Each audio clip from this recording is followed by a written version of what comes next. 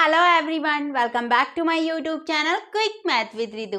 आज की वीडियो में हम क्लास 8 का एक new chapter number 12 factorisation start कर रहे हैं।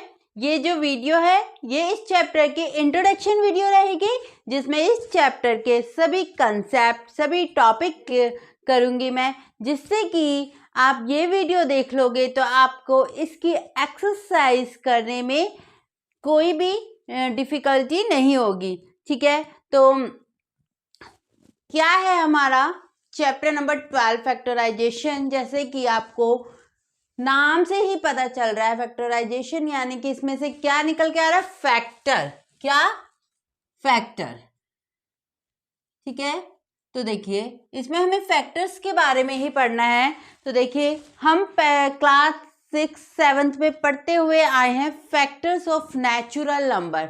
हमने नेचुरल नंबर के फैक्टर्स निकालने हमें आते हैं। कैसे निकालते हैं? जैसे कि नेचुरल नंबर क्या होते हैं, नेचुरल नंबर कौन से होते हैं? जो हमारे 1 से स्टार्ट होते हैं, 1 2 3 4 5। ठीक है, अब कोई आपके पास नेचुरल नंबर है, जैसे कि आपके पास नंबर है 30। आपको इसके फैक्टर्स निकालने हैं, तो आप कैसे निकालते हैं? जैसे कि आप देखते हैं ये 30 किस किस के टेबल में जाएगा। ठीक है, फर्स्ट ऑफ ऑल ये तो जाता है एक 1 मल्टीप्लाई 30।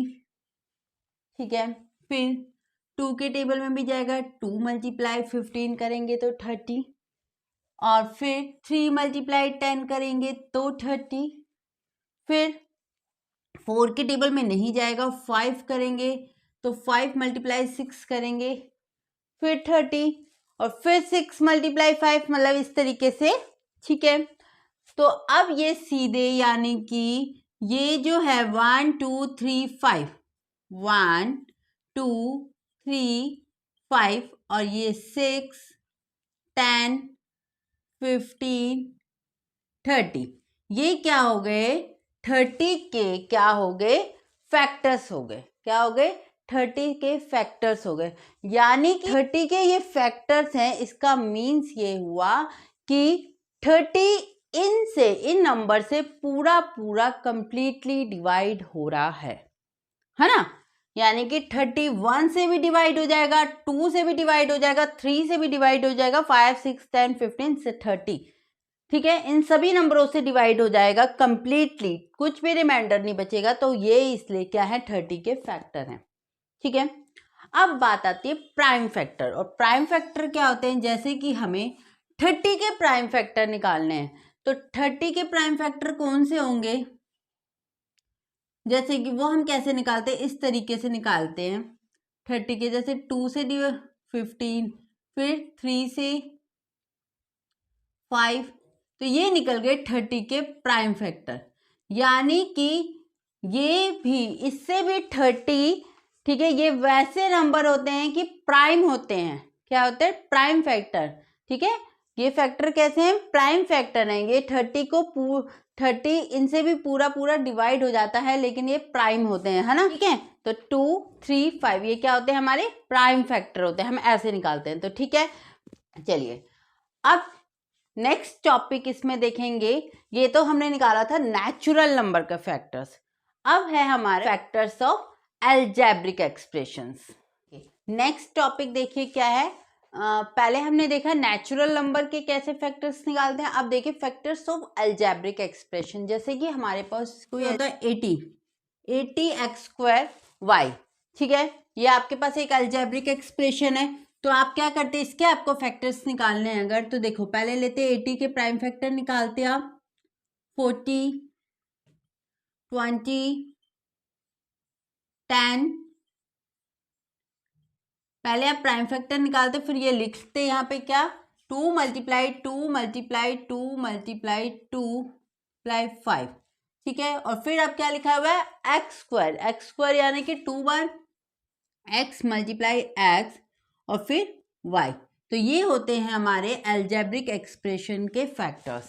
इस तरीके से हम फाइंड करते हैं। ठीक है, पता चल गया। ठीक है, आपको ये किन फैक्टर्स कैसे निकालते हैं, प्राइम फैक्टर्स कैसे निकालते हैं, अलजेब्रिक एक्सप्रेशन के फैक्टर्स कैसे निकालते हैं, ये अगर समझ आ गया है तो अब आपको फैक्टराइजेशन कैसे करते हैं वो इजीली समझ आ जाएगा। ठीक है, जो हमारा चैप्टर का जो हमारा चैप्टर है। ठीक है, ये तो थी हमारी अभी बेसिक नॉलेज। अब हमारा जो रियल चैप्टर है वो अब शुरू होगा, जो कि क्या है, फैक्टराइजेशन। तो देखो फैक्टराइजेशन क्या होते हैं, जब हम किसी अलजेब्रिक एक्सप्रेशन को, ठीक है, अलजेब्रिक एक्सप्रेशन के फैक्टर्स को प्रोडक्ट फॉर्म में लिखते हैं, फिर उस एक्सप्रेशन में भले चाहे नंबर्स हो, वेरिएबल्स हों, ठीक है, तो वो क्या होते हैं, हमारे फैक्टराइजेशन होते हैं। अगर हम किसी फैक्टराइजेशन में किसमें, अगर हम प्रोडक्ट के फॉर्म में लिखेंगे, क्या करेंगे, अगर हम उनके फैक्टर्स को प्रोडक्ट के फॉर्म में लिखेंगे, ठीक है, भले उन फैक्टर्स में क्या हो, नंबर्स हो या आपके वेरिएबल्स हो, लेकिन हो किस फॉर्म में, प्रोडक्ट फॉर्म में हो, तो फिर होता है हमारा, तो उसे हम उस फॉर्म को कहते हैं फैक्टराइजेशन। अब हम फैक्टराइजेशन करते कैसे हैं, उसके हमारे कौन कौन से मेथड्स होते हैं वो हम पढ़ेंगे। तो देखिए नेक्स्ट है हमारा कि हम फैक्टराइजेशन करते कैसे हैं, उसके कौन कौन से मेथड हैं। अब देखिए हमें हमारे फैक्टराइज करने के मेथड होते हैं कई। तो पहला मेथड है हमारा कॉमन फैक्टर। ठीक है, मेथड ऑफ कॉमन फैक्टर। जैसे कि आपको एक अलजेब्रिक एक्सप्रेशन दे रखी है जिसमें हमारी 2 टर्म्स है। ठीक है, अब इसे हमें फैक्टराइज फॉर्म में लिखना है। ठीक है, यानी कि प्रोडक्ट फैक्टर्स को प्रोडक्ट फॉर्म में लिखना है। अभी ये क्या है, 2 टर्म्स है। कितनी टर्म्स है, 2, 1 एंड 2। ओके, तो अब हमें इन्हें फैक्टराइज करना है। तो कॉमन फैक्टर मेथड से फैक्टराइज कैसे करते हैं, जैसे कि फर्स्ट ऑफ ऑल हम ये वाली टर्म लेंगे 12x, इसमें क्या है 12 है। पहले हम 12 के प्राइम फैक्टर निकालेंगे। कौन कौन से हैं, देखो 12 के प्राइम फैक्टर कैसे निकालेंगे, 6 2 जा 12, 3 2 जा 6, 3 1 जा 3। ओके, तो क्या क्या आया, 2 मल्टीप्लाई 2 मल्टीप्लाई 3। ओके, और फिर साथ में क्या है, x। ओके, नेक्स्ट फिर साइन है हमारा प्लस का, वो लगा देंगे। फिर 36, सेकेंड टर्म क्या है 36, उसके प्राइम फैक्टर निकालेंगे। तो 18 2 जा 36, 9 2 जा 18, 3 3 जा 9, 3 1 जा 3। अब क्या है इसके फैक्टर, 2 मल्टीप्लाई 2 मल्टीप्लाई 3 मल्टीप्लाई 3। ठीक है, अब देखिए इसमें 12x के मैंने फैक्टर्स लिख दिए और यहाँ पे 36 के प्राइम फैक्टर्स लिख दिए। ओके, अब हमें क्या करना है, इनमें मेथड क्या है हमारा, कॉमन फैक्टर्स। इसमें से जो कॉमन आ रहा है ना उसे बाहर ले जाएंगे। तो देखिए यहाँ पे भी 2/2 है, यहाँ पे भी 2/2 है, तो ये तो निकल गए हमारे बाहर। ठीक है, और यहाँ पे भी एक 3 है, यहाँ पे भी एक 3 है, तो ये भी निकल गया बाहर। ठीक है, अब अंदर यहाँ पे एक x है लेकिन यहाँ पे 3 है। ठीक है, यहाँ पे x है, यहाँ x नहीं है, तो x रहेगा हमारा अंदर ही। ठीक है, यहाँ पे एक और 3 है लेकिन यहाँ पे एक और 3 नहीं है, तो ये भी अंदर ही रहेगा, है ना। जो दोनों में कॉमन था यानी कि सेम था वो हमने बाहर निकाल लिया। अब देखो अंदर क्या रह गया, अंदर इस वाली टर्म में देखो, इस वाली टर्म से ये भी बाहर आ गया, ये भी बाहर आ गया, ये भी बाहर आ गया। अंदर यहाँ रह गया x, फिर प्लस इस वाली टर्म से ये भी बाहर आ गया, ये भी बाहर आ गया और ये भी बाहर आ गया, है ना। और यहाँ क्या रह गया, ओनली 3। ठीक है, अब इसे मल्टीप्लाई कर लो, 2 2 जा 4, 4 3 जा 12 और ये x प्लस 3। अब ये इसके फैक्टर्स हैं। ठीक है, जो क्या है प्रोडक्ट फॉर्म में, यहाँ कोई साइन नहीं है तो ये क्या है, प्रोडक्ट ही तो है ना, मल्टीप्लाई तो है, तो ये हो गया हमारा इस वाली एक्सप्रेशन का फैक्टराइज। ठीक है, तो ये हो गया हमारा फैक्टराइजेशन। ठीक है, इस वाले अलजेब्रिक एक्सप्रेशन को हमने फैक्टराइज कर दिया। तो ये कौन सा मेथड था, कॉमन फैक्टर मेथड। ठीक है, एक मेथड तो हमारा ये हो गया कॉमन फैक्टर मेथड। ओके, चलिए अब नेक्स्ट मेथड देखेंगे हम। देखिए नेक्स्ट मेथड क्या है हमारा, फैक्टराइजेशन बाय रीग्रुपिंग टर्म। अब इसमें क्या है, रीग्रुपिंग मीन्स टर्म्स का हम ग्रुप बना देते हैं। कैसे और क्यों, देखो ये देखिए इसमें हमारी 4 टर्म्स है, ठीक है। इस वाले अलजेब्रिक एक्सप्रेशन में कितनी टर्म्स है? 4। अब इसमें अगर हम कॉमन फैक्टर निकालने लगे तो कॉमन तो वो होता है ना जो सभी टर्म्स में हो, है ना।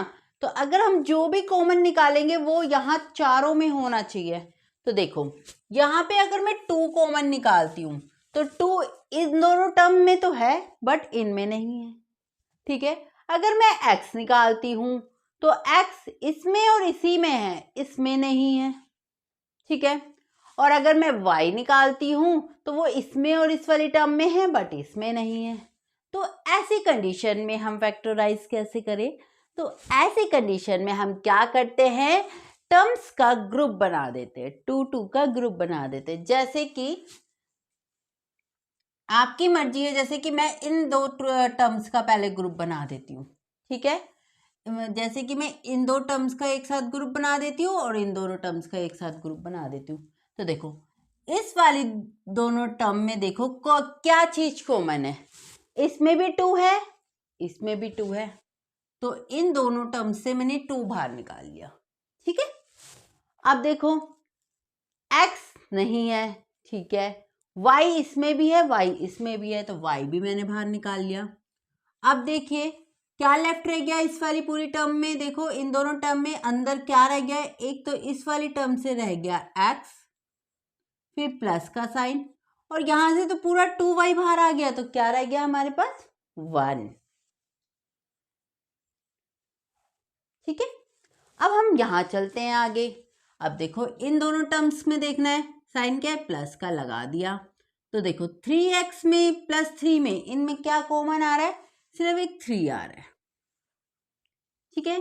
अब अंदर क्या लेफ्ट रह गया, इस वाली टर्म से 3 बाहर निकल गया तो रह गया x, इस वाली टर्म में तो सिर्फ 3 ही था, वो ही बाहर निकल गया तो क्या रह गया +1, ठीक है।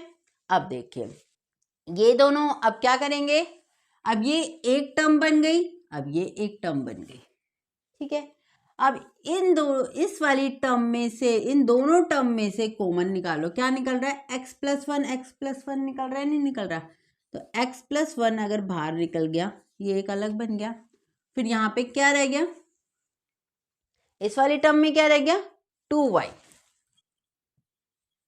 फिर प्लस यहाँ पे x+1 बाहर निकल गया तो यहाँ क्या रह गया 3, हो गया फैक्टराइज, ठीक है। कैसे करा हमने, ग्रुप बनाकर फैक्टराइज कर दिया, आ गया ना प्रोडक्ट फॉर्म, आ गया प्रोडक्ट फॉर्म जो फैक्टराइज फॉर्म है, ठीक है। तो अगर हमारे कभी ऐसे हो अलजेब्रिक एक्सप्रेशंस में अगर कॉमन ना निकल रहे हो तो हम क्या कर सकते हैं, कौन सा मेथड यूज कर सकते हैं, रीग्रुपिंग मेथड, ठीक है। कौन सा मेथड, रीग्रुपिंग मेथड, ओके। तो ये था हमारा रीग्रुपिंग मेथड, ठीक है। चलिए नेक्स्ट मेथड देखेंगे अब हम। अब ये वाला मेथड देखिए, इसमें देखिए हम आइडेंटिटीज का यूज करके फैक्टराइजेशन करते हैं। तो इस मेथड का क्या नाम है, फैक्टराइजेशन यूजिंग आइडेंटिटीज। कौन सी आइडेंटिटीज, ये हमारे जो अलजेब्रिक फार्मूले होते हैं ना, आपने क्लास 7th में भी पढ़े हैं, जैसे कि a+b का होल स्क्वायर क्या होता है, a² + 2ab + b², a - b का whole square a² - 2ab + b का स्क्वायर, a² - b का स्क्वायर इक्वल किसके होता है, a+b और a - b।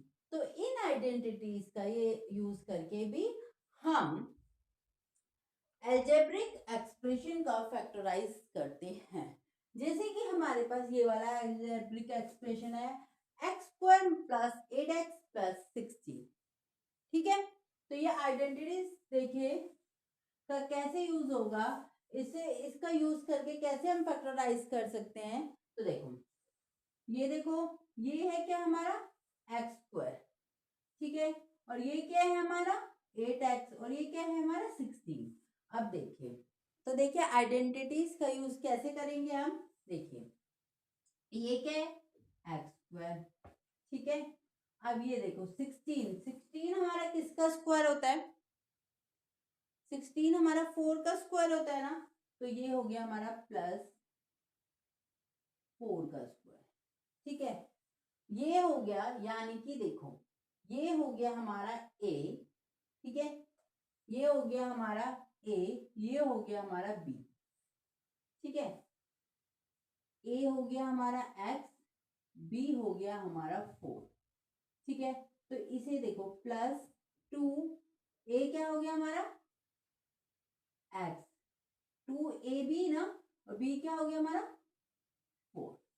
तो अब देखिए ये वाला फार्मूला ये हमारा ये हो गया है कि नहीं हो गया, एक्स स्क्वायर, ए स्क्वायर की जगह x square plus 2a, 2a यानी कि 2x, b यानी कि 4 लिख दिया, प्लस b का स्क्वायर, है ना। तो यानी कि ये क्या हो गया हमारा, ये हमने, ये क्या हो गया, इस वाले फार्मूले को एक्सपेंड करके लिख दिया है हमने, है ना। तो यानी कि इसमें a क्या है हमारा x, और b क्या है हमारा 4 का स्क्वायर, यानी कि ये हमने कौन सा फार्मूला यूज किया इसमें, a का square plus 2ab plus b का स्क्वायर, ठीक है, a का square plus 2ab plus b का स्क्वायर, ये है ना उस वाली फॉर्म में ही है ना, a का square plus 2ab plus b का स्क्वायर, है ना। तो हम इसमें ये वाली आइडेंटिटीज हमने यूज कर ली, तो ये क्या है हमारा, a क्या है x, b क्या है 4, तो x प्लस 4 का होल स्क्वायर, यानी कि x प्लस 4 को 2 टाइम्स लिखना है हमें। तो ये हो गया हमारा फैक्टराइज, किसका यूज करा हमने, आइडेंटिटीज का, इन वाले अलजेब्रिक फार्मूले का, ठीक है, ये वाला फार्मूला यूज किया हमने, क्योंकि सारी जगह प्लस प्लस का साइन था तो ये वाला होगा, अगर बाय बीच में अगर यहाँ माइनस का हो जाता साइन, तो कौन सी आइडेंटिटीज यूज होती है हमारी, ये वाली, ठीक है। अब अगर हमारा पास कौन सी अलजेब्रिक, अब इस वाली अलजेब्रिक एक्सप्रेशन को भी यूज करना देख ले, ठीक है, ठीक है, बीच में प्लस का साइन था तो हमने ये वाला, अगर यहाँ पे प्लस का साइन ना होके माइनस का साइन होता तो कौन सी आइडेंटिटीज यूज होती है हमारी, ये वाली, a माइनस बी के होल स्क्वायर की, ठीक है। चलिए एक और एग्जांपल लेते हैं हम, अब देखिए क्या है हमारे पास अलजेब्रिक एक्सप्रेशन 49p का स्क्वायर माइनस 36, अब इसे फैक्टराइज करेंगे, तो देखिए अब इसे कैसे करेंगे हम, इसमें क्या कर सकते हैं हम, देखिए 49p का स्क्वायर, 49 को मैं कैसे लिख सकती हूँ, 49 को मैं लिख सकती हूँ ऐसे, 7 लिख सकती हूँ, 7 का होल स्क्वायर है ना, और p यानी कि 49p स्क्वायर को मैं ऐसे लिख सकती हूँ, कोई फर्क पड़ेगा नहीं पड़ेगा, है ना। फिर माइनस 36, 36 किसका हो गया हमारा 6 का स्क्वायर, तो इसे मैं ऐसे लिख सकती हूँ, ठीक है। तो अब देखिए आप, ये a हो गया हमारा, इसमें देखो ये वाला फॉर्मूला है ना, a square minus B square, ये इस वाली फॉर्म में आ गया कि नहीं आ गया, आ गया ना। इसमें a क्या हो गया, a हो गया 7p और b हो गया हमारा 6, है ना, a हो गया हमारा 7p और b हो गया हमारा 6, यानी कि इसमें कौन सा फार्मूला यूज हो सकता है, ये a square minus B square, ठीक है। तो इसको कैसे कर सकते हैं हम एक्सपेंड, देखिए 7p, एक बार प्लस का 6 और एक बार 7p माइनस का 6, ठीक है। तो ये हो गया हमारा आइडेंटिटीज का यूज करके फैक्टराइज, ठीक है। इस अलजेब्रिक एक्सप्रेशन को हमने आइडेंटिटीज का यूज किया और इस तरीके से फैक्टराइज कर दिया, ठीक है। तो इस तरीके से हम फैक्टराइज करते हैं आइडेंटिटीज का यूज करके, ठीक है। हमने कॉमन फैक्टर के कॉमन फैक्टर वाला मेथड देख लिया, रीग्रुपिंग वाला मेथड देख लिया, आइडेंटिटीज वाला मेथड देख लिया, अब एक लास्ट मेथड आ गया फैक्टराइज का, उसे देखते हैं। अब देखिए लास्ट मेथड है फैक्टराइज करने का, मिडिल टर्म स्प्लिटिंग।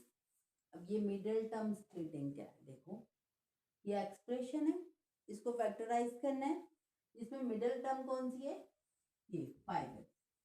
तो इसमें हम कैसे फैक्टराइज करेंगे, ये जो मिडल टर्म है ना, इसे स्प्लिट कर देंगे। स्प्लिट कैसे, देखिए 5x को 2 ऐसी टर्म में बांट देंगे कि अगर उन दोनों टर्म को हम मल्टीप्लाई करें, ठीक है, तब तो आए 6x स्क्वायर। ठीक है, 6x स्क्वायर क्यों बोला, देखो इसको इससे मल्टीप्लाई करेंगे तो क्या आ रहा है 6x स्क्वायर, यही आएगा ना। ठीक है, तो यानी कि पहले तो मिडिल टर्म स्प्लिटिंग में क्या होता है, ये जो फर्स्ट टर्म और लास्ट टर्म होती है इन्हें कर दो मल्टीप्लाई 6x। तो अब इन मिडल वाली टर्म को ऐसी टू टर्म में हमें स्प्लिट करना है कि अगर उन दोनों टर्म को हम मल्टीप्लाई करते हैं तब तो आए 6 स्क्वायर, प्लस या माइनस करते हैं तो आए हमारे पास 5x। वो भी कैसा 5x, प्लस का ही 5x है। ठीक है, क्योंकि प्लस है इसमें। तो देखिए ऐसे कौन से दो नंबर होंगे, हम 5x कैसे लिख सकते हैं, 5x कैसे लिख सकते हैं, और साथ के साथ ये भी होना चाहिए वो 6x स्क्वायर आ जाए। तो देखो, तो 5x को हमें ऐसी दो टर्म में डिस्ट्रीब्यूट करना है कि प्लस माइनस करें तो 5x है और मल्टीप्लाई करें तो 6x स्क्वायर है। तो देखिए क्या हो सकता है, देखो 3 मल्टीप्लाई 2, अगर मैं इसे मल्टीप्लाई करती हूँ तो 6 आता है ना, जैसे 3x मल्टीप्लाई 2x, अगर मैं करती हूँ तो 6x को x से क्या x स्क्वायर, और इसे प्लस करती हूँ अगर 3x तो 2x, तो क्या आ जाता है हमारा 5x आ जाता है। ठीक है, यानी कि ये दो टर्म में ये स्प्लिट हो जाएगा, यानी कि x स्क्वायर पहले पहली वाली टर्म लिखेंगे, फिर 5x की जगह हम क्या लिखेंगे 3x प्लस 2x। ठीक है, फिर ये लास्ट वाली टर्म निकाल लेंगे प्लस 6। ठीक है, अब इसके बाद हम ग्रुप बनाते थे ना, मैंने ग्रुप मेथड भी बताया था अभी फैक्टराइज करने का, रीग्रुप मेथड, तो वही यूज करेंगे। इन दोनों का हमने ग्रुप बनाया तो इसमें से देखो क्या कॉमन निकल रहा है, एक्स स्क्वायर और प्लस 3x में से एक x बाहर आ गया, तो क्या रह गया यहाँ पे, इस वाली टर्म में एक x रह गया और इस वाली टर्म में क्या रह गया 3 रह गया। अब यहाँ पे देखो इन दोनों टर्म का ग्रुप बनाया तो यहाँ से क्या बाहर आया 2x प्लस 6 में से क्या बाहर आएगा 2 ही बाहर आएगा, है ना, 2 बाहर आ गया, तो फिर यहाँ क्या रह गया x, यहाँ क्या रह गया प्लस 3। ठीक है, अब देखिए ये एक टर्म बन गई, ये एक टर्म बन गई, है ना, रीग्रुप वाला याद है ना अभी मैंने करवाया है, ये एक टर्म बन गई, ये वाली टर्म बन गई। अब इस वाली टर्म में से और इन वाली टर्म में क्या कॉमन है, x प्लस 3 यहाँ भी है, x प्लस 3 यहाँ भी, तो बाहर निकाल दो x प्लस 3, तो यहाँ पे क्या बच गया ये वाला x, फिर प्लस कर दो, यही है आंसर। ठीक है, तो यही मेथड होता है हमारा मिडल टर्म स्प्लिटिंग, इसमें मिडल टर्म को हम स्प्लिट कर देते हैं। ठीक है, तो इस तरीके से हम फैक्टराइज कर देते हैं। ठीक है, एक और क्वेश्चन बता देती हूँ और अच्छे से समझ आ जाएगा। चलिए एक और एग्जांपल देख लेते हैं हम, एक और एग्जांपल लेते हैं। देखिए क्या है, z का स्क्वायर माइनस 4z, क्या है ये z है, ठीक है, माइनस का 12। अब इसमें भी देखिए स्प्लिट का मिडिल टर्म स्प्लिट करनी है हमें ये, और कैसे स्प्लिट करनी है, पहले इन दोनों को मल्टीप्लाई करो। ठीक है, ये वाली टर्म और ये वाली टर्म को मल्टीप्लाई करो, तो ये है z का स्क्वायर और ये है -12, टर्म क्या होगी साइन के साथ होगी, है ना, तो z का स्क्वायर और -12 मल्टीप्लाई किया तो क्या आ गया -12 z का स्क्वायर। ठीक है, अब इस वाली टर्म को हमें ऐसे स्प्लिट करना है कि जिन दो टर्म में हम स्प्लिट करेंगे उन्हें मल्टीप्लाई किया जाए तो ये आ जाए -12z का स्क्वायर, और प्लस या माइनस किया जाए तो माइनस का 4z आए। ठीक है, तो देखिए पहले हम देखेंगे 12 हमारे किस किस फॉर्म में आ जाएंगे, इनके 12 के फैक्टर देखेंगे। ठीक है, तो आप देखो 1 मल्टीप्लाई 12, ठीक है, 2 मल्टीप्लाई 6, 3 मल्टीप्लाई 4, और कैसे आ सकता है, बस है ना, यही है फैक्टर। अब देखो 1 मल्टीप्लाई 12 करके तो होगा नहीं, ठीक है, 1 मल्टीप्लाई 12 करके क्योंकि 4z आ जाएगा, प्लस माइनस करके नहीं आएगा। 3 मल्टीप्लाई 4 करके भी 12 तो आ जाएगा, लेकिन -4z आ जाएगा, नहीं आएगा। 2 मल्टीप्लाई 6 करके 4 आ सकता है ना। यानी कि हमें अब ये दो नंबर उठाने हैं और इसे यहाँ पे फिट बिठाना है कि कहाँ पे क्या लगाया जाए, ठीक है। एक है 2 और एक है 6। अब देखो मुझे यहाँ चाहिए माइनस का साइन, तो यानी कि जो बड़ा नंबर है उसके आगे ही माइनस लगा होना चाहिए। तो यहाँ पे क्या होगा, माइनस, यानी कि होगा ये माइनस का 6 और प्लस का 2, ठीक है। माइनस का 6z और 2z। देखो माइनस का 6z और प्लस का 2z क्या आएगा हमारा, माइनस का 4z, है ना। आएगा नहीं आएगा। साइन रूल वाली वीडियो देखिए आप, जो आपको के बेसिक क्लियर होने बहुत जरूरी है, ठीक है। अगर आपको ये साइन रूल्स नहीं पता है तो मेरे चैनल में साइन रूल की एक वीडियो है, आप उसे देख लीजिए तो साइन रूल्स आपको पता चलेंगे, ठीक है। तो पता है क्या होता है, ये बेसिक अगर आपके छोटे मोटे ये बेसिक नहीं क्लियर होते हैं तो आगे के जो चैप्टर्स होते हैं ना आपके क्लियर नहीं हो पाते, ठीक है। अब देखो इसमें देखो हमें मतलब यहाँ पे चाहिए माइनस का 4z, ठीक है। अब ऐसे नहीं है ना कि 6 में से अगर मैं -2 करूंगी तब माइनस का 4 तो आएगा नहीं, क्योंकि साइन किसका आता है, बड़े का आता है। 6 के आगे अगर प्लस लगा होगा तो ये तो प्लस का 4 ही आएगा। हमें तो माइनस का चाहिए, तो मुझे किसके आगे लगाना चाहिए माइनस, बड़े नंबर यानी कि 6 के आगे, ठीक है। तो माइनस का 6z और प्लस का, अब हमें ये भी देखना है, ये जो दो नंबर है -6z और 2z, ये मल्टीप्लाई करके हमारे ये भी आना चाहिए, माइनस का 12z², तो आ रहा है देखो 6 को 2 से करा 12, z को z से किया z का स्क्वायर, तो साथ में माइनस है ही, आ रहा है कि नहीं आ रहा। यानी कि इस वाली टर्म को हम इसमें स्प्लिट कर सकते हैं। पहले हमने पहली टर्म उतारी z का स्क्वायर, फिर -6z, फिर +2z माइनस, ठीक है। अब रीग्रुप बना लो, है ना, रीग्रुप बना लो। वैसे देखो इन दोनों में से क्या कॉमन निकल रहा है, z निकला, तो क्या रह गया यहाँ पे z -6। अब इसका देखो इसमें से क्या वो कॉमन निकल रहा है, 2 निकल रहा है, और अंदर क्या रह गया z -6। अब ये एक टर्म हो गई, ये एक टर्म हो गई, इसमें से कॉमन क्या निकल गया, और इन दोनों में क्या कॉमन है, z -6, तो z -6 बाहर निकल गया। तो अंदर क्या रह गया, यहाँ से रह गया z और यहाँ से रह गया +2। हो गया इस वाली एक्सप्रेशन का भी फैक्टराइजेशन, ठीक है। इस वाले एक्सप्रेशन को भी हमने फैक्टराइज कर दिया, किस मेथड से, मिडल टर्म स्प्लिटिंग मेथड से, ठीक है। तो इस ये होता है आपका मिडल टर्म स्प्लिटिंग, ठीक है। तो आई होप आपको समझ आ गया होगा। अब हम मूव करते हैं नेक्स्ट टॉपिक में, ठीक है। चलिए नेक्स्ट टॉपिक है हमारा डिवीजन ऑफ अलजेब्रिक एक्सप्रेशंस। अब अलजेब्रिक एक्सप्रेशंस का डिवीजन कैसे करते हैं, देखिए जैसे कि अगर हमारा डिवीजन हो, मोनोमियल को हमें मोनोमियल से डिवाइड करना हो, मोनोमियल यानी कि जिसमें वन टर्म हो, ठीक है। यानी कि ये एक एक्सप्रेशन है और ये एक है, इस एक्सप्रेशन में क्या वन टर्म है और इसमें भी वन टर्म है, तो मोनोमियल को हमें मोनोमियल से ही डिवाइड करना है। तो कैसे करते हैं देखो, इसे लिखेंगे 4 और 10x², इस फॉर्म में डिवीजन फॉर्म में लिख दिया हमने। अब देखिए इनके फैक्टर्स लिख देंगे। अब 20 के प्राइम फैक्टर लिखो, निकालेंगे तो 10 2 जा 20, 5 2 जा 10, 5, ठीक है।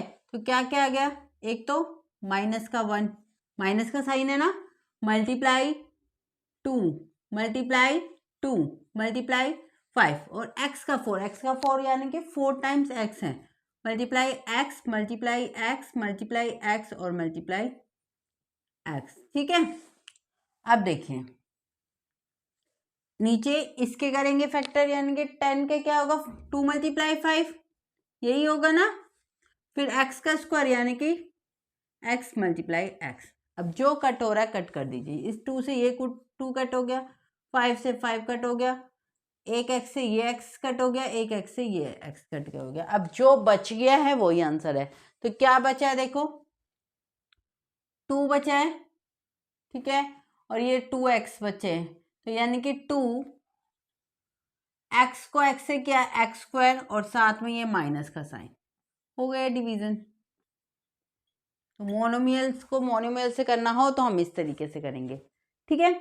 अब देखिए नेक्स्ट देखेंगे हम, अगर पॉलिनोमियल हो, ठीक है, यानी कि एक से ज्यादा टर्म हो ऊपर और नीचे एक ही टर्म हो, तब कैसे डिवाइड करेंगे। नेक्स्ट देखिए डिवीजन है हमारा, अगर पॉलिनोमियल को किससे करना हो, मोनोमियल से। देखिए पॉलिनोमियल जिसमें 1 से ज्यादा टर्म हो, है ना, तो ये है आपका पॉलिनोमियल, उसे हमें डिवाइड करना है इस मोनोमियल से, तब कैसे करेंगे। तो देखिए पहले से डिवीजन फॉर्म में लिखा मैंने, 24 एक्स का square Y Z plus X Y square Z plus X Y Z square, ठीक है। नीचे क्या है हमारा 8xyz।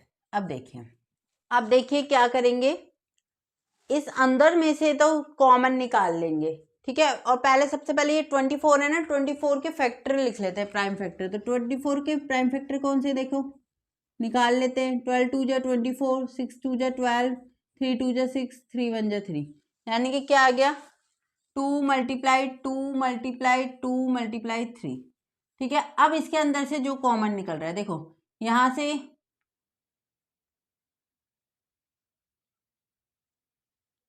देखो तीनों में एक एक एक्स है तो वो बाहर निकल गया, ठीक है, और तीनों में एक एक वाई भी है वो भी बाहर निकल गया, और तीनों में एक एक जेड भी है वो भी बाहर निकल गया। अब अंदर देखिए क्या रह गया, एक देखो एक्स का स्क्वायर 2x थे, एक बाहर निकल गया, तो अंदर कितना रह गया एक ही एक्स, वाई जेड ऑलरेडी बाहर निकल गए। फिर देखिए आगे चलते प्लस, देखो एक्स जेड बाहर निकल गए, वाई के स्क्वायर में से एक वाई बाहर निकल गया, तो क्या रह गया वाई प्लस, फिर एक्स वाई बाहर निकल गया, जेड के स्क्वायर में से एक जेड बाहर निकल गया, तो ये रह गया जेड, ठीक है। अब देखिए नीचे 8 के फैक्टर भी क्या होगा हमारा 2 मल्टीप्लाई 2 मल्टीप्लाई 2, यही होंगे प्राइम फैक्टर। एक बार निकाल के देख लो, देखो 4 2 जा 8, 2 2 जा 4, और ये ठीक है कितना हो गया 2 multiply 2 multiply 2 X Y Z, साथ में मल्टीप्लाई एक्स वाई जेड, हो गए। अब देखिए जो कट हो रहा है कट कर दीजिए, इस 2 से ये कट हो गया, एक 2 से ये कट हो गया, अब इस 2 से ये कट हो गया, एक्स से ये कट हो गया, वाई से ये कट हो गया, जेड से ये कट हो गया, कितना लेफ्ट रह गया बाहर 3, कितना रह गया 3, और अंदर ब्रैकेट में क्या रह गया x plus y plus z, होगी डिवीजन, ठीक है। तो इस तरह से हमें डिवाइड करना था, ठीक है। अब देखिए एक और एग्जांपल देख लेते हैं जिसमें हमें डिवाइड करना है जब ऊपर भी पॉलिनोमियल हो और नीचे भी पॉलिनोमियल हो, ठीक है, तब कैसे करेंगे।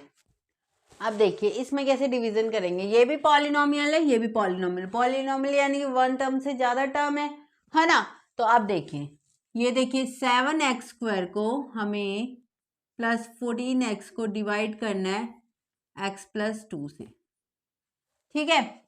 तो डिवाइड करेंगे, देखिए कैसे, पहले हम लिख लेंगे 7x स्क्वायर के फैक्टर, यानी कि 7 मल्टीप्लाई एक्स मल्टीप्लाई एक्स, ठीक है, फिर प्लस, फिर लिखेंगे 14x के फैक्टर, क्या होंगे 2 मल्टीप्लाई 7 मल्टीप्लाई एक्स, ठीक है, नीचे x प्लस 2 चल रहा है, ठीक है।